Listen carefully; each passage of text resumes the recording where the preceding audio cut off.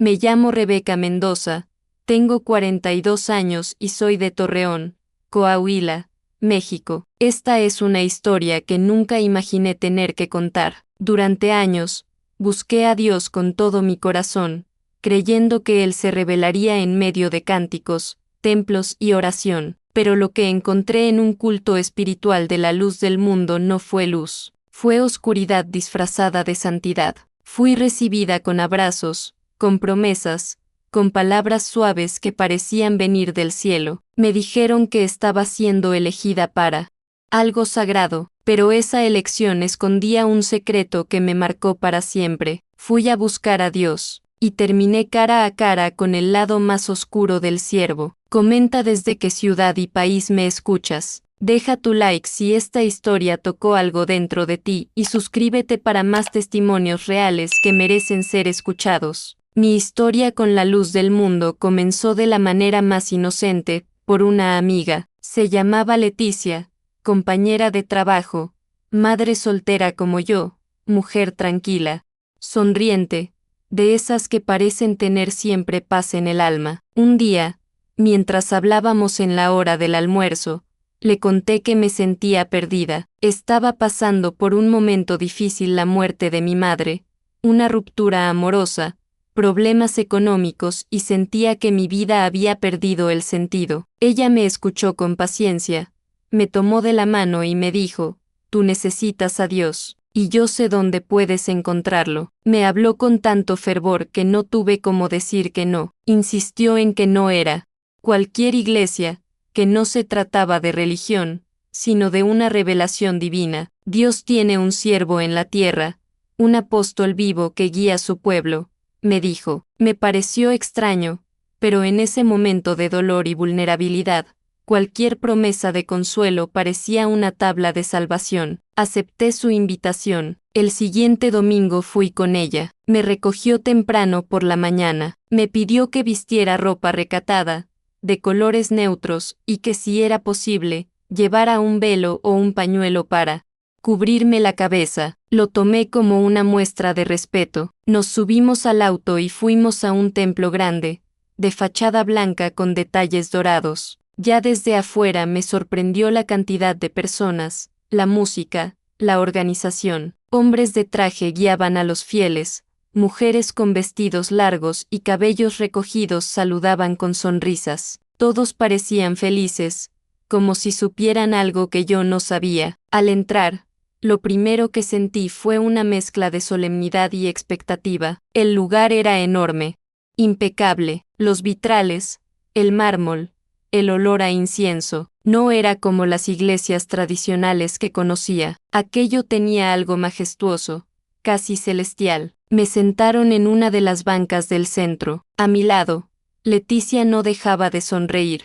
Me decía que estaba en el lugar más sagrado del mundo. Estás por conocer la verdad, susurró. Entonces comenzó el culto. Primero, cantos. Las voces se elevaban como un río de fe. Luego, oraciones que no entendía del todo, pero que me hacían estremecer. La atmósfera era intensa, emocional, casi hipnótica. La gente lloraba, se arrodillaba, levantaba las manos. Yo me sentía abrumada, pero también conmovida. Era como si algo dentro de mí estuviera despertando. En un momento, una hermana se me acercó, me abrazó y me dijo: bienvenida, hermana, Dios ya te estaba esperando. Y lloré como no lloraba desde hacía meses. Después vino la parte que cambió todo. Una enorme pantalla mostró la imagen de un hombre. No estaba allí en persona, pero cuando apareció, todos se pusieron de pie. Algunos lloraban con intensidad, otros extendían las manos hacia la imagen. Nuestro Padre en la fe, dijo el ministro desde el púlpito, el siervo del Dios vivo. Era un hombre de semblante fuerte, vestido con trajes finos, rodeado de líderes, multitudes, viajes por el mundo. Hablaban de él como si fuera un ser divino. Yo me sentí confundida, pero nadie más parecía dudar. Al contrario, había una devoción absoluta, una entrega total. Leticia me explicó que él era el apóstol de Jesucristo en la tierra, escogido directamente por Dios. que su palabra tenía autoridad divina, que a través de él, Dios guiaba a su pueblo y protegía a los suyos. Me dijo que estaba viva en una época bendita, que no todos tenían la dicha de conocer al siervo, y que si permanecía fiel, yo también podría ser parte del cuerpo de Cristo, tal como enseñaba la Iglesia. Esa semana no pude dejar de pensar en lo que viví. Algo dentro de mí luchaba, había sentido emoción, sí, pero también una extraña sensación de entrega incondicional que no terminaba de entender. Aún así, volví el domingo siguiente, y el otro, y otro más. Cada vez me sentía más parte. Aprendí los cantos, me uní a los grupos de oración, comencé a estudiar las doctrinas. Me enseñaron que fuera de la luz del mundo no había salvación, que las demás iglesias estaban en tinieblas, que solo bajo la cobertura del apóstol podríamos alcanzar la vida eterna, y yo, que solo quería encontrar a Dios, terminé convencida de que lo había hallado allí. Con el tiempo, me invitaron a los servicios entre semana, me asignaron tareas pequeñas, limpiar los bancos, repartir himnarios, dar la bienvenida a los nuevos. Cada gesto era aplaudido, cada esfuerzo, reconocido. Me hacían sentir valiosa, parte de algo sagrado, y eso me envolvía más y más. Comencé a cambiar mi forma de vestir, de hablar, de pensar. Dejé de frecuentar a mis antiguas amistades, me alejé incluso de mi familia cuando comenzaron a hacer preguntas. Me decían que eran pruebas del enemigo, que cuando uno se acerca a Dios, Satanás intenta desanimar con dudas. Una noche, después de un culto especialmente emotivo, el ministro se acercó a mí y me dijo que mi entrega había sido vista por Dios, que el siervo sabía de mí, que había notado mi fidelidad. Me sentí estremecida. ¿Cómo era posible que alguien tan importante supiera de mi existencia? Me dijeron que yo era una elegida, que debía prepararme para una experiencia espiritual profunda, que Dios tenía un propósito especial para mí. Creí con todas mis fuerzas, no por ingenuidad, sino porque mi alma tenía sed, porque me prometieron amor, pertenencia y salvación, y yo, como tantos otros antes que yo, me dejé seducir por la promesa de una luz que, más tarde, descubriría que no era más que una sombra brillante. Después de algunos meses participando activamente en la iglesia, llegó un día en que me llamaron aparte al finalizar un culto. Una hermana mayor, con un rostro dulce y voz pausada, me tomó del brazo y dijo: Rebeca, hemos visto tu fidelidad. El ministro ha notado tu espíritu entregado. Por eso, queremos invitarte a algo muy especial. Me miró con ternura, como si me estuviera confiando un secreto divino, y continuó: hay un retiro espiritual reservado solo para los escogidos, y tú estás entre ellos. Mi corazón dio un salto, no entendía del todo lo que significaba, pero el tono solemne con el que me lo dijo me hizo sentir importante, separada, bendecida. Me explicaron que no era un evento abierto, que no todos estaban listos espiritualmente para recibir lo que allí se manifestaba, que el mismo siervo de Dios lo había aprobado personalmente. Era un culto interno,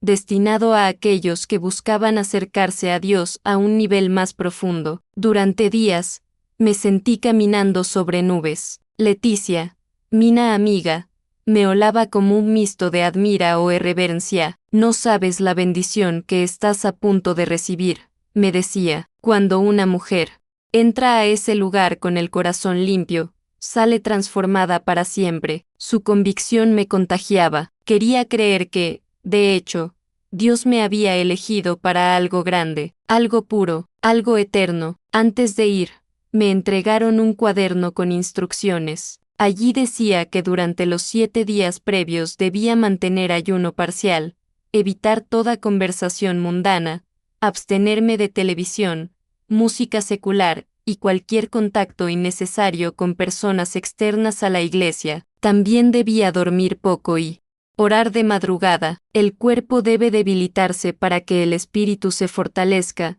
explicaba el texto. Seguí todo al pie de la letra. Me levantaba a las 3 de la mañana a orar. Leía los himnarios, repasaba los textos del apóstol, me arrodillaba por horas. Casi no comía, mi mente empezó a entrar en un estado alterado, soñaba con el rostro del siervo, con luces, con voces. Sentía que Dios me estaba preparando para una revelación, que algo sagrado iba a suceder. Me llamaban constantemente para saber cómo estaba, me preguntaban si estaba orando lo suficiente, si sentía cambios espirituales. Es normal si lloras sin razón, me dijeron. Es el espíritu sensibilizándose. Una noche, soñé que caminaba por un pasillo largo, oscuro, y al fondo una puerta se abría con una luz tan fuerte que me cegaba. Me desperté llorando. Estaba convencida de que era una señal. Dios iba a hablarme. Finalmente,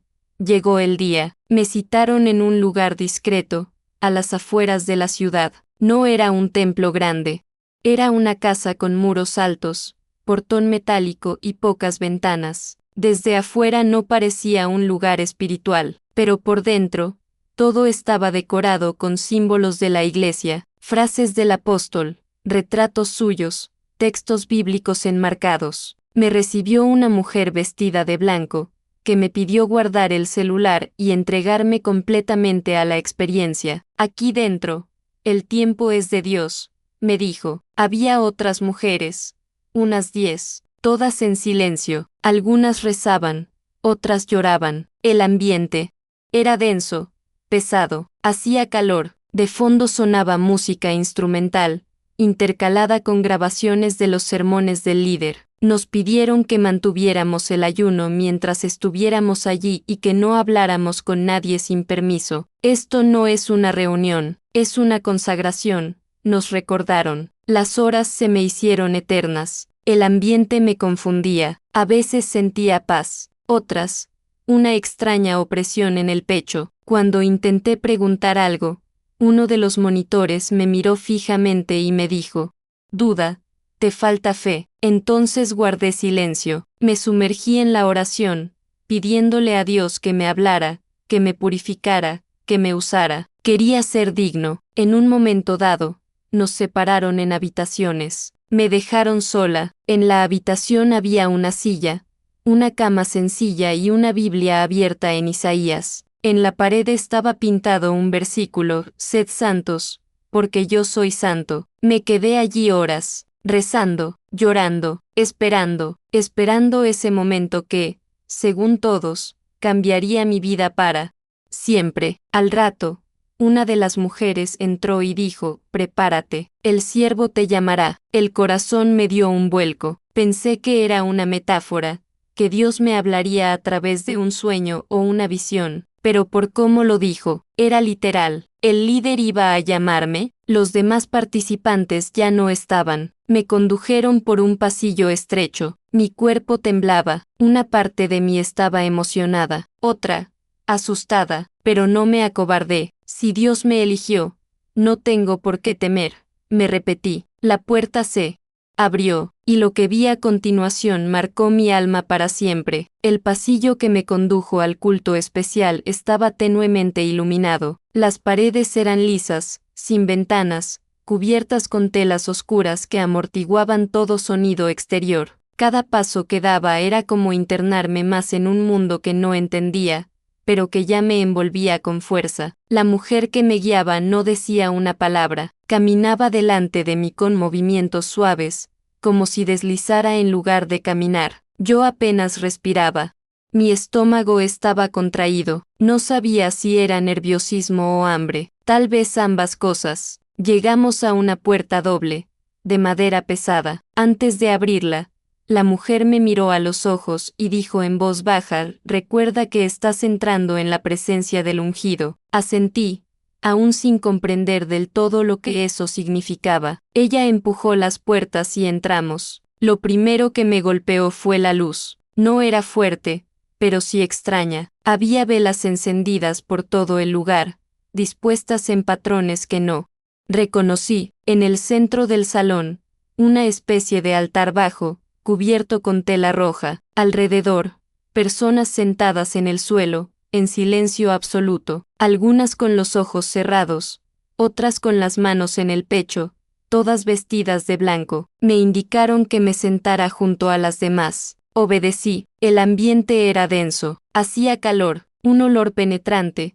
mezcla de incienso y algo más, flotaba en el aire. A los pocos minutos, comenzó una melodía instrumental repetitiva, como un mantra. Los sonidos envolvían todo. Cerré los ojos, intentando conectarme con Dios. Esto es parte del proceso espiritual, me repetía, pero dentro de mí, algo no encajaba. Había una tensión inexplicable, como si mi alma intuyera que lo que estaba por suceder no venía del cielo. Una voz masculina comenzó a recitar versículos bíblicos. No los sexta entrar, solo escuché su tono grave, pausado, que llenaba el espacio como un eco. Todos los presentes se inclinaron al escucharlo. Una mujer a mi lado murmuró, «Ya está aquí».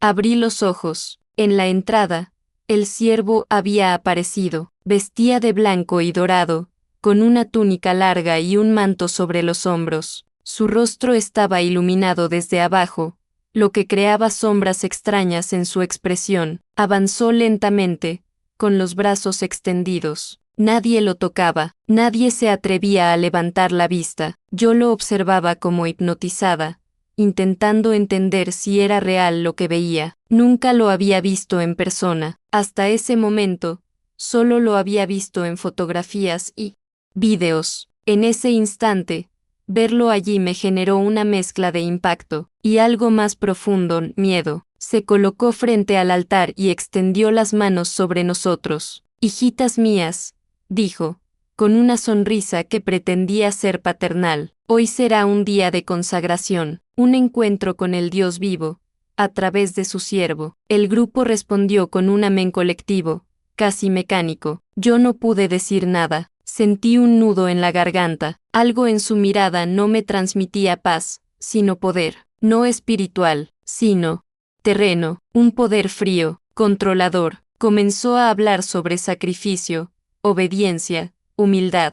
Cada frase era acompañada por música de fondo, pausas dramáticas y respuestas sincronizadas del grupo. Era como una coreografía emocional, una manipulación cuidadosamente orquestada. Las luces se atenuaban y subían según el tono de su voz. En un momento, la música cesó por completo y él dijo, «Dios está aquí, y quiere algo de ustedes. ¿Están dispuestas a darlo todo por él?» Las mujeres alrededor comenzaron a llorar. Algunas se postraron, otras extendieron los brazos hacia él. Yo me sentía atrapada. No entendía qué estaba pasando, pero sabía que eso no era un culto común. Una mujer se levantó y fue llevada por 2 asistentes a una sala contigua. «¿Está lista?», murmuró alguien. A mí nadie me decía nada, solo me observaban, como si esperaran que yo me quebrara, que me rindiera, que dejara de pensar. Él caminó entre nosotras,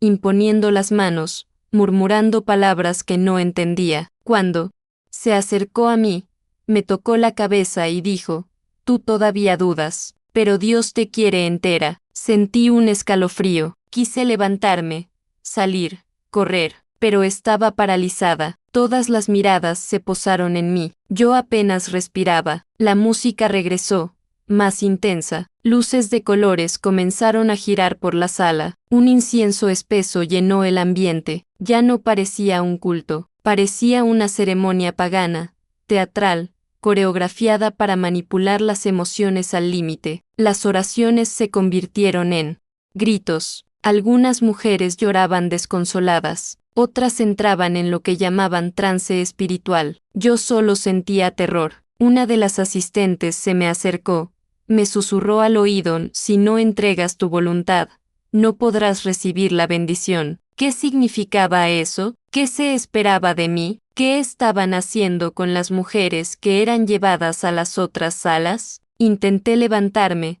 pero otra mujer me tomó del brazo. «Aún no, hermana, el momento de Dios no ha llegado». Su tono no admitía discusión. El servicio duró horas. El líder no predicaba, dirigía un espectáculo cuidadosamente escenificado. Cada palabra suya era recibida con suspiros, lágrimas y llantos. Pero yo, que había ido en busca de Dios, solo encontré un profundo vacío. Aquello no era luz, aquello no era sanación, era miedo, presión, control, y cuanto más observaba, más sentía que había entrado en algo que no era de Dios. Cuando por fin terminó, me fui con las piernas temblando. Nadie me habló, nadie me explicó nada.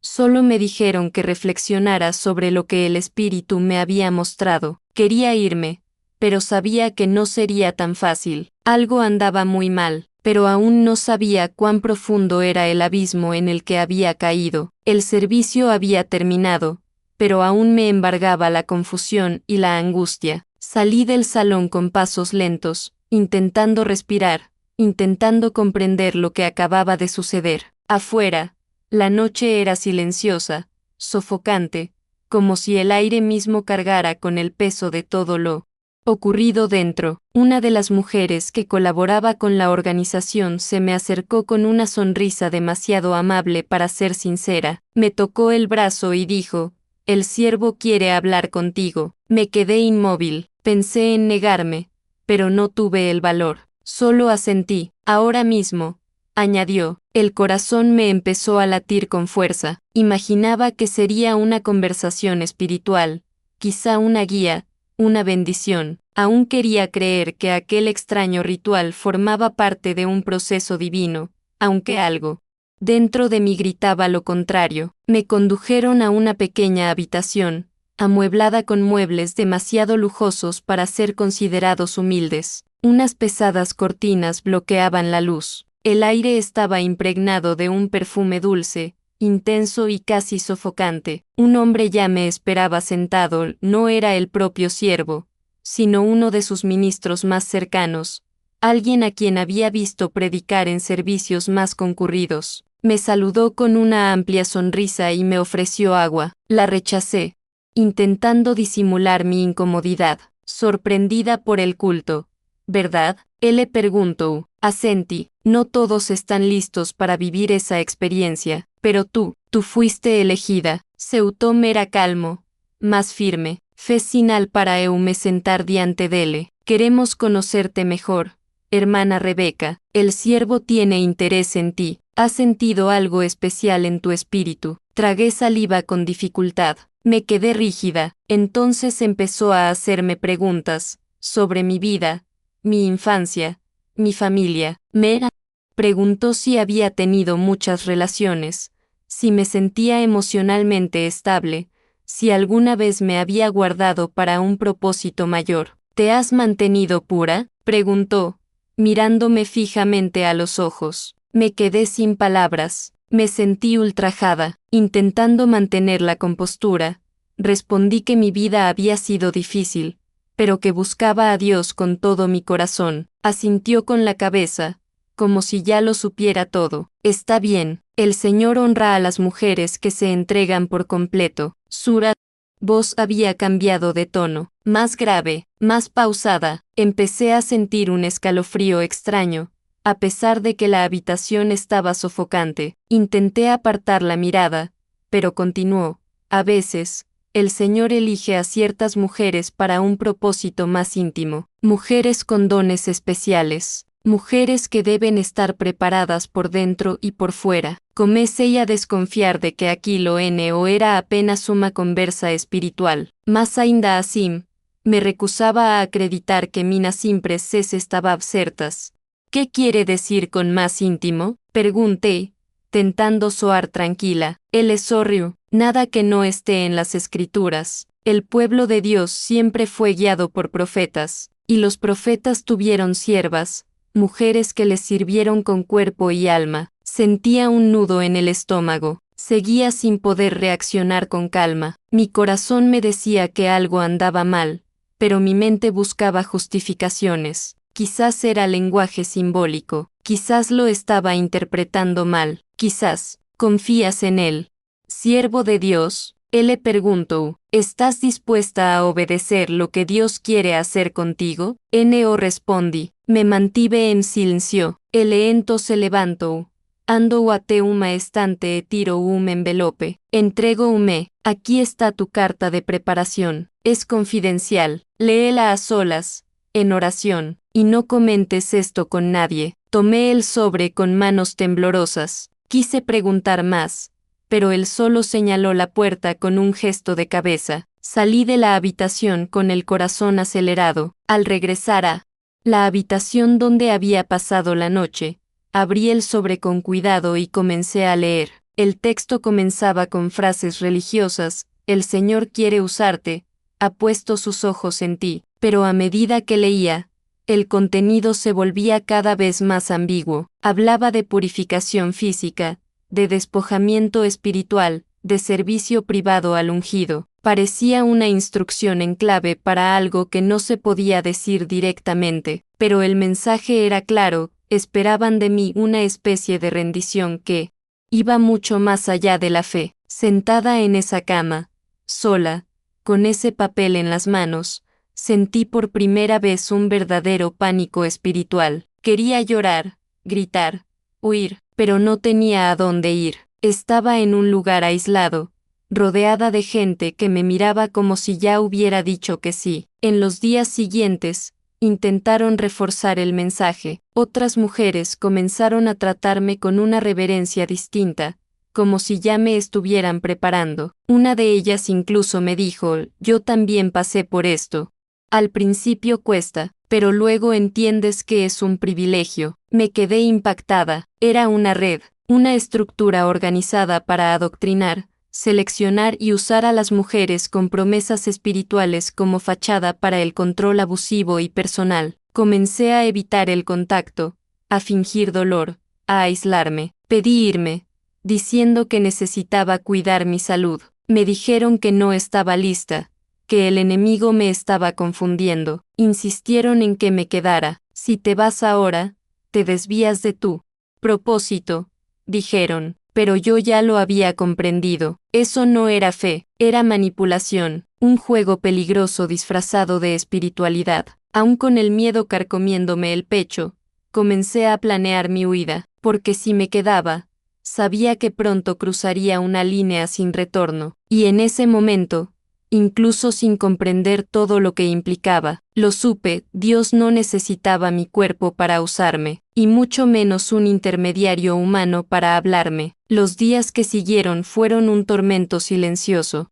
Exteriormente, seguía sonriendo, participando en los himnos, rezando como todos los demás, pero por dentro, algo se había roto. Ya no podía creer las palabras que oía. Cada frase pronunciada desde el púlpito sonaba como una farsa cuidadosamente elaborada. Intenté mantener mi fe, intenté convencerme de que tal vez estaba exagerando, de que todo aún podía tener sentido, pero no lo tenía. Cuanto más miraba a mi alrededor, más señales veía de algo oscuro. Fue una mañana lluviosa cuando todo cambió.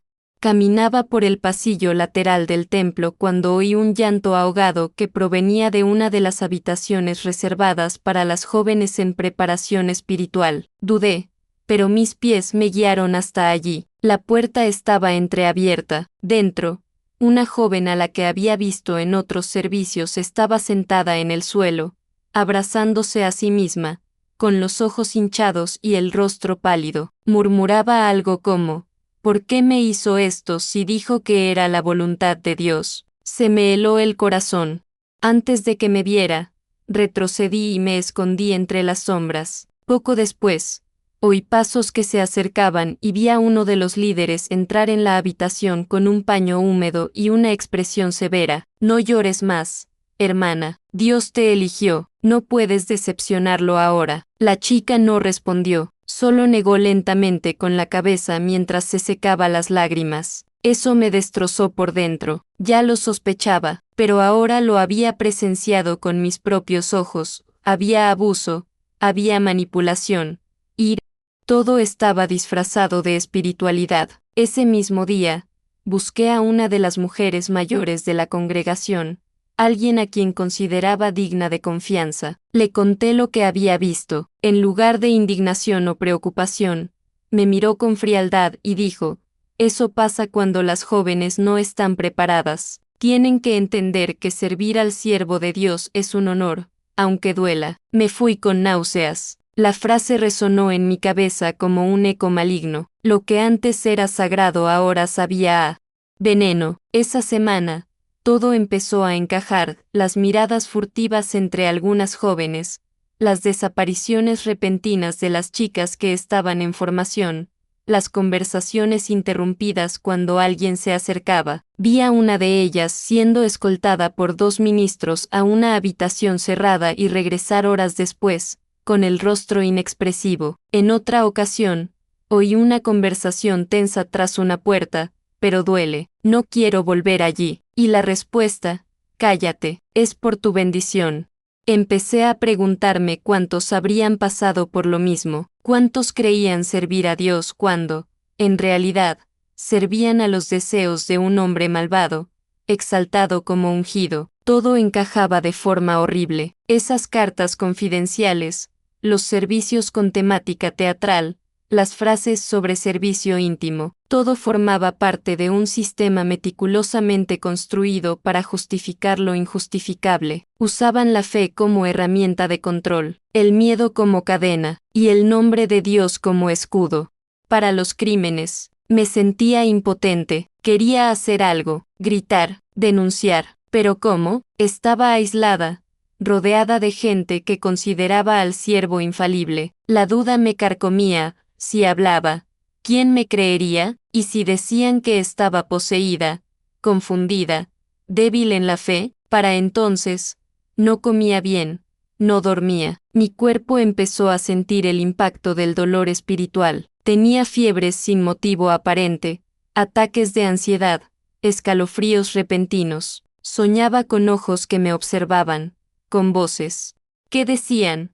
Cállate o Dios te castigará. Me puse muy enferma. Me llevaron a un médico local recomendado por la propia congregación, quien simplemente dijo que era una carga espiritual y me recomendó más oración y ayuno. Nadie consideró que tal vez mi alma estuviera hecha pedazos. Nadie quería ver que la fe que me habían inculcado estaba llena de fisuras. Y lo peor, nadie habló. Todo era silencio. Silencio sobre las chicas que desaparecieron. Silencio sobre el siervo que actuaba como si los cuerpos fueran suyos. Silencio sobre los abusos que todos conocían, pero que nadie se atrevía a denunciar. Un día, reuní el valor para preguntarle directamente a una joven, alguien que parecía demasiado triste para ser considerada una bendecida. Estábamos solas y le pregunté, ¿tú también recibiste esa carta? No respondió. Simplemente me miró con ojos llenos de dolor y asintió con un movimiento casi imperceptible. Luego murmuró, no es Dios. Ahora lo sé, pero tengo miedo. No necesitó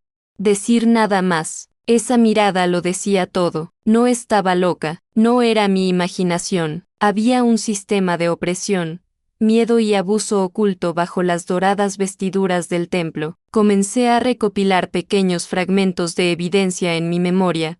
Frases, gestos, comportamientos. Anotaba mentalmente nombres, fechas, lugares. Sabía que tendría que escapar, pero también sabía que, algún día, tal vez podría contar la verdad. En cada servicio religioso, me sentaba entre los bancos de madera con las palmas sudorosas y el corazón palpitante, pensando en cuántos se estaban preparando para el mismo destino. ¿Cuántos creían estar sirviendo a Dios, mientras eran devorados lentamente por un sistema corrupto disfrazado de fe? Y durante ese tiempo, mi relación con Dios comenzó a cambiar. Ya no podía orar como antes. Me sentía espiritualmente traicionada, pero, al mismo tiempo, sentía una fuerza extraña dentro de mí, como si Él estuviera allí, mostrándomelo todo, diciéndome en silencio, yo no soy esto.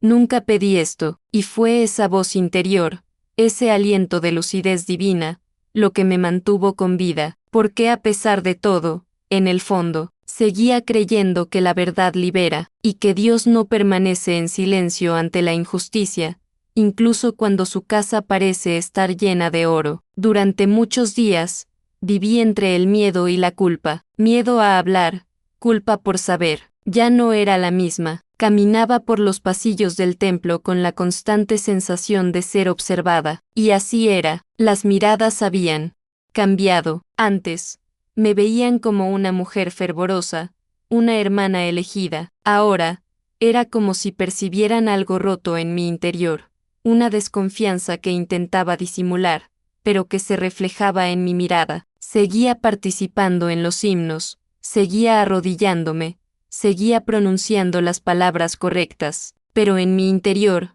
la fe se había transformado en un campo de ruinas. Decidí hablar con uno de los pastores. Elegí al que me pareció más sensato, más humano. Esperé el momento oportuno.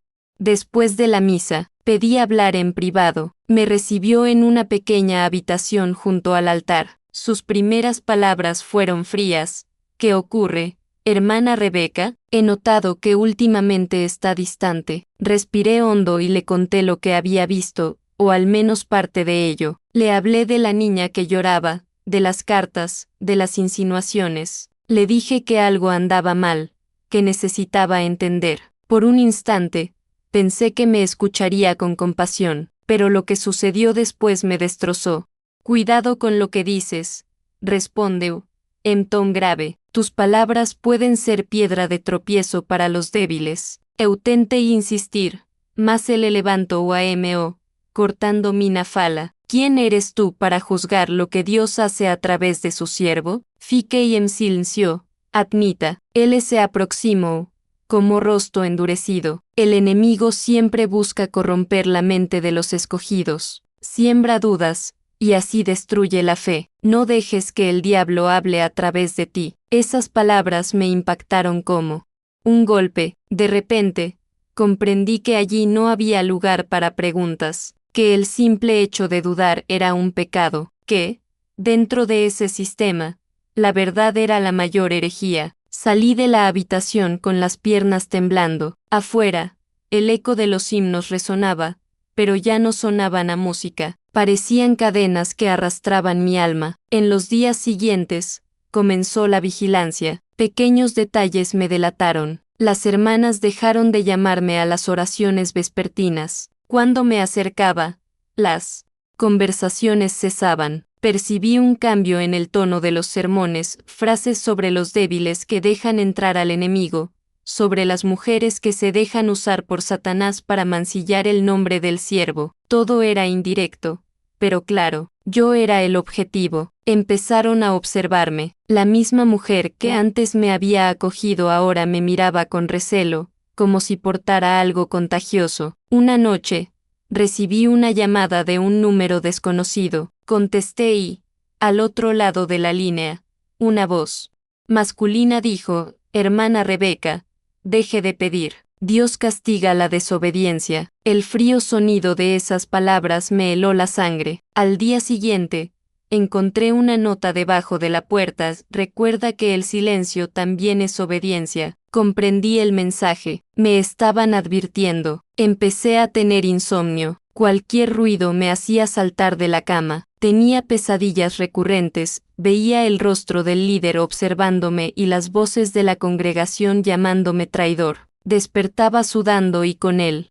corazón acelerado. Ya no sabía qué era real y qué era paranoia. A veces pensaba que Dios me castigaba por dudar. Otras veces, estaba seguro de que Dios me mostraba la verdad. Esta oscilación me estaba destrozando. Lloraba de rodillas, pidiendo perdón y al mismo tiempo suplicando claridad. Señor, si esto no viene de ti, muéstramelo, pero si viene de ti, dame fuerzas para soportarlo. Pero la respuesta llegó en silencio, un silencio que, en vez de consolarme, me oprimía. Empecé a dudar de mí propia cordura. Parecía que todo y todos estaban en mi contra. Otras mujeres me evitaban. Una de ellas, con un tono de falsa compasión, me dijo, tienes que vigilar tus pensamientos, hermana, las dudas son puertas del diablo. Casi le creí, casi me convencí de que el problema era yo, pero entonces recordé los ojos llorosos de la joven, las palabras ahogadas, la manipulación disfrazada de fe, y con cada recuerdo,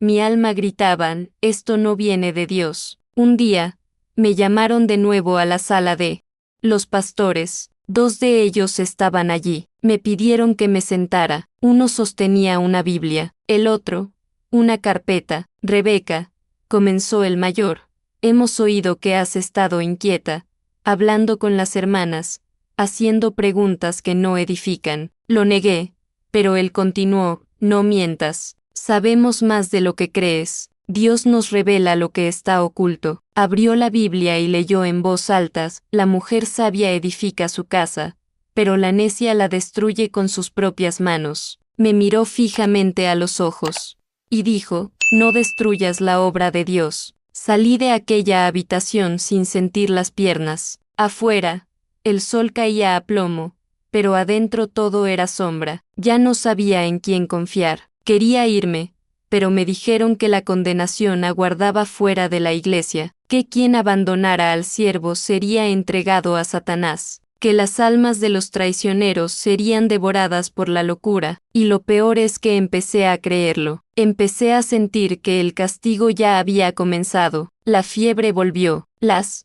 pesadillas empeoraron, incluso pensé que iba a morir. Algunas noches, creí oír voces que me llamaban por mi nombre, otras veces, veía sombras que se movían, era mi cuerpo gritando lo que mi mente aún no podía aceptar, era prisionera de un sistema de miedo, culpa y manipulación, pero algo dentro de mí se resistió, una pequeña, débil, pero viva chispa, el recuerdo de que el Dios que conocí en mi infancia no era así, el Dios que mi madre me enseñó a amar no amenazaba, no exigía silencio, no usaba el miedo como prueba de fe. Fue ese recuerdo el que me mantuvo con vida, así que decidí guardar silencio, no por obediencia, sino estratégicamente, para fingir remordimiento, para esperar, para observar. Sabía que tenía que irme, pero también sabía que cada paso en falso podía ser fatal. La gente desaparecía de la noche a la mañana y nadie preguntaba. El silencio era la norma, y ahora entendía perfectamente por qué. En aquellos días aprendí que el infierno no está bajo tierra, puede existir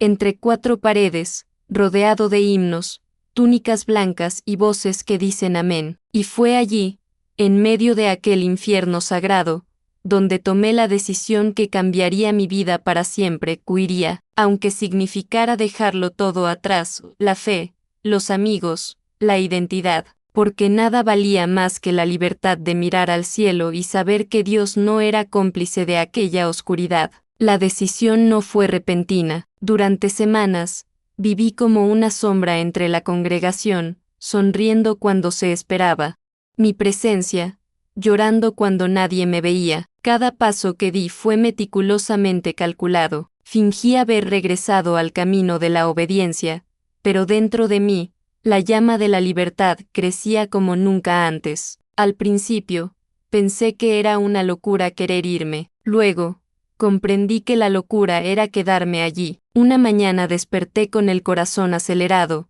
fiebre alta y una frase resonando en mi mente: Rebeca, si no te vas ahora, nunca te irás. Era como si Dios por fin me hablara sin intermediarios, sin sacerdotes, sin miedo, y entonces comencé a planear mi huida en silencio, en secreto.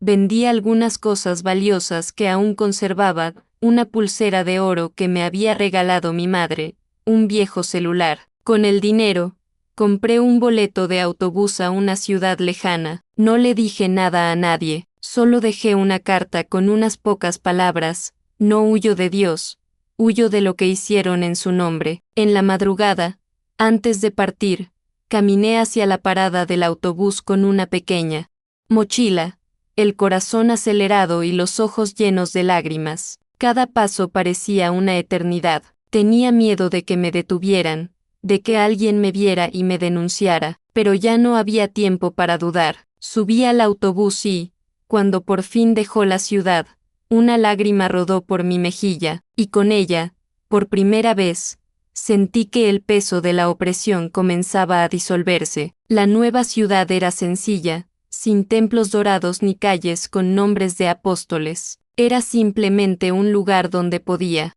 respirar sin miedo. Logré alquilar una habitación a una anciana que no hizo muchas preguntas. Pasé los primeros días durmiendo, llorando, escribiendo. Me dolía todo, el cuerpo, la mente, el alma. Era como una casa en ruinas intentando encontrar sus cimientos. Y, sin embargo, por primera vez, sentí paz. Retomar los estudios fue un reto. Había abandonado los libros hacía años, creyendo que el conocimiento mundano me alejaba de Dios. Ahora me daba cuenta de que era al revés, aprender me acercaba a la verdad. Me matriculé en un curso a distancia y empecé a leer sobre psicología, espiritualidad e historia de las religiones. Cada lectura me sanaba un poco. Era como si fuera limpiando mis heridas una a una, pero huir físicamente no borró los fantasmas. Seguía recibiendo mensajes anónimos. Algunos decían que sería maldecida por abandonar al ungido, otros usaban versículos fuera de contexto para hacerme sentir culpable, y peor aún,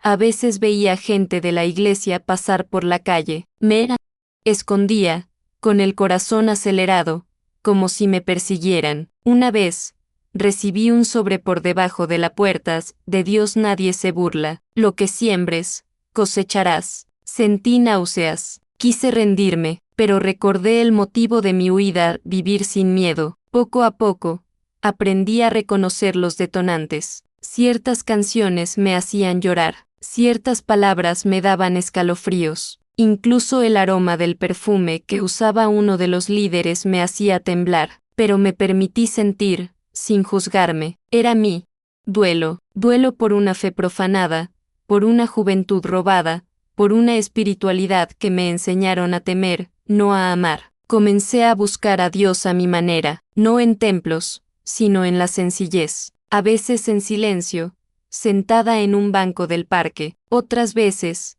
contemplando el cielo nocturno. No llevaba velo, no guardaba ayunos impuestos, pero por primera vez, mis oraciones parecían sinceras. Decía: Señor, si de verdad existes, muéstrame quién eres sin intermediarios. Y cada pequeña señal, un abrazo sincero, una palabra amable, el libro adecuado en el momento preciso parecía una respuesta. Dios no me había abandonado, simplemente me había sacado de la cueva donde otros hablaban en su nombre. Reconstruir mi identidad no fue fácil. Durante años, todo en mí fue moldeado para complacer a un sistema. Incluso mi sonrisa y mi forma de vestir estaban dictadas por otros. Ahora, tenía que descubrirme a mí misma, y eso dolió. A veces me sentía vacía, sin bases. Otras veces, me sentía fuerte, como si hubiera renacido. Fue un proceso lento pero necesario. Un día,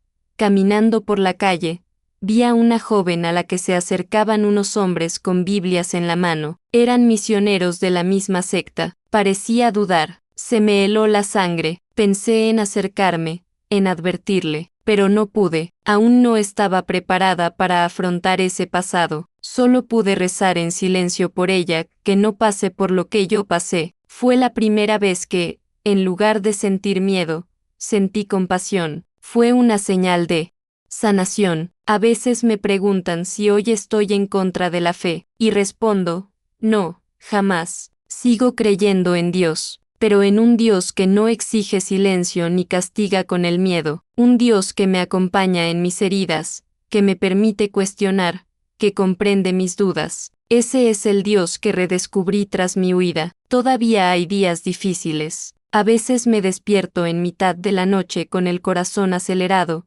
pensando que alguien me observa. Otras veces, recibo mensajes extraños en redes sociales, con nombres falsos, que intentan asustarme. Pero hoy tengo voz, y sé que no estoy sola. Hay otras como yo, mujeres que escaparon de la misma prisión disfrazada de paraíso, y es por ellas que sigo adelante. No me arrepiento de haber huido, solo me arrepiento de no haber huido antes, porque la libertad que encontré, incluso herida, incluso observada, es mayor que cualquier gloria prometida dentro de ese sistema. Hoy camino con pasos ligeros, y aunque el pasado aún me persigue, ya no me controla. El dolor aún reside aquí, pero ahora camina junto a la esperanza, y juntos, me guían hacia un nuevo camino. un camino donde la fe no se impone, sino que se elige, donde Dios no es temor, sino amor, donde el silencio no es obediencia, sino complicidad con el mal, y he decidido no volver a callar jamás. Decir la verdad fue lo más difícil que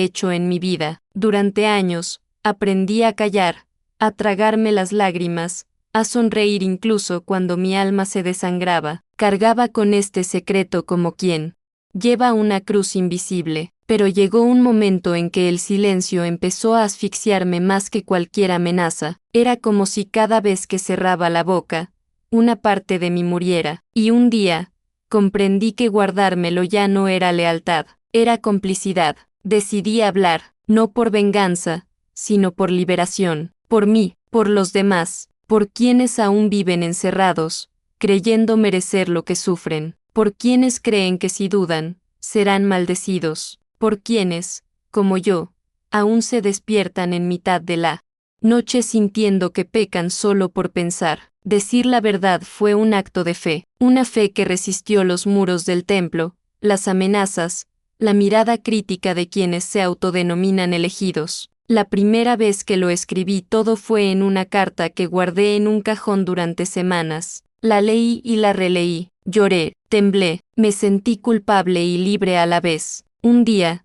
reuní el valor suficiente y publiqué parte de mi historia en un foro anónimo de Internet. No usé mi nombre, no di detalles sobre la ciudad, pero hablé, y para mi sorpresa, otras voces comenzaron a surgir, voces que parecían hacerse eco de mi dolor, mujeres de distintos lugares, con distintas historias, pero con la misma herida. Esto me dio fuerza, no estaba loca, no estaba sola, así que decidí ir más allá. Grabé mi historia con mi propia voz. No fue fácil, mi voz flaqueó, se me llenaron los ojos de lágrimas, pero en cada palabra, sentí a Dios conmigo, un Dios que no se ofende por la verdad, un Dios que no necesita fingir para ser amado, un Dios que no impone silencio, sino que libera. Hablé del servicio religioso, del momento en que todo cambió, de la presión, del miedo, de la manipulación. Hablé de las preguntas extrañas que me hicieron, de los toques espirituales que me dejaron confundida. Hablé del dolor de darme cuenta de que aquel hombre,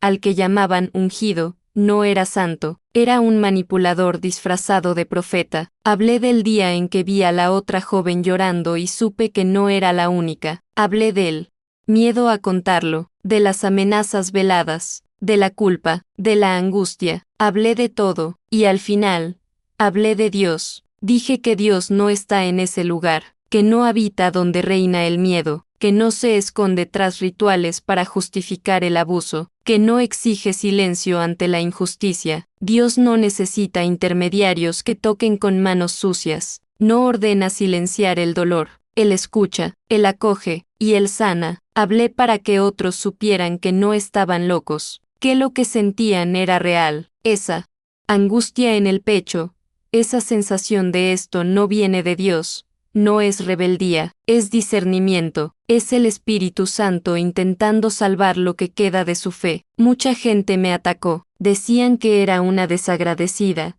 que el diablo me estaba utilizando, que buscaba llamar la atención. Algunos incluso decían que me merecía lo que había pasado por dudar, pero otros me escribieron en secreto, diciendo, gracias. Yo también lo pasé, nunca tuve el valor de decirlo. Esos mensajes me destrozaron por dentro, y al mismo tiempo, me dieron una razón para seguir adelante, porque el silencio también es un crimen. Guardarme lo que he vivido me ha enfermado por dentro, me hizo dudar de mi propia existencia, de mi valía, de mi lugar en el mundo, y hoy entiendo que quienes silencian el mal lo perpetúan. Y me niego a seguir alimentando este ciclo. No importa cuántos digan que me equivoco, sé lo que he sufrido, y sé que Dios no está donde hay miedo, vergüenza y dolor disfrazados de fe. Durante mucho tiempo me dijeron que denunciar al siervo era denunciar a Dios. Hoy lo digo claramente, no es así. Denunciar el abuso es un acto de amor,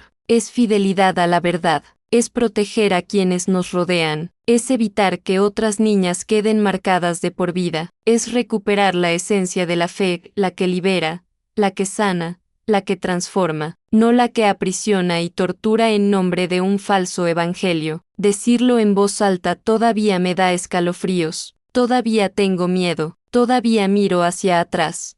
Cuando camino por la calle, todavía sueño con gritos, con velos, con himnos que me recuerdan los días oscuros. Pero cada vez que cuento mi historia, se rompe una cadena, y siento que, incluso herida, estoy haciendo algo significativo. Me llamo Rebeca Andrade, tengo 32 años, soy de Puebla, México, y he decidido no callar más. No hablo por odio, hablo por amor, no hablo para llamar la atención, hablo por conciencia, porque la fe no se construye sobre el dolor ajeno, y porque sé que hay muchas voces como la mía, atrapadas en templos lujosos, esperando el valor para gritar la verdad que nadie quería oír. Ahora se está diciendo, aunque intenten silenciarme, aunque se burlen de mí, aunque no me crean, la verdad es una semilla, una vez sembrada, nadie puede impedir que florezca, y por mucho que intentaran enterrarnos,